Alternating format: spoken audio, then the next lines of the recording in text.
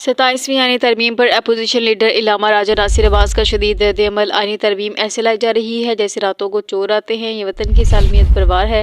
پاکستان تحریک انصاف کے نامزد opposition leader senator علامہ راجہ ناصر عباس نے 27ویں آئینی ترمیم پر تحفظات کا اظہار کرتے ہوئے کہا کہ اگر آئینی ترمیم ایسے لائی جائے جیسے راتوں کو چور آتے ہیں تو یہ پاکستان کے لیے نقصان دہ ہوگا۔ سینیٹ اجلاس میں اظہار خیال کرتے ہوئے انہوں نے کہا کہ یہ وطن کی سالمیت پر حملہ اور آئین پر وار ہے، اس کی مذمت کرتے ہیں۔ اجلاس چیئرمین سینیٹ یوسف رضا گیلانی کی زیر صدارت ہوا، جس میں وفاقی وزیر قانون عاصم نذیر تارڑ نے معمول کی کارروائی معطل کرکے بل پیش کرنے کی اجازت طلب کی، جو منظور کر لی گئی۔ طارق فضل چودھری نے تحریک پیش کی، جسے چیئرمین نے منظور کرتے ہوئے موجودہ ترمیمی بل کو قائمہ کمیٹی قانون و انصاف کے سپرد کر دیا۔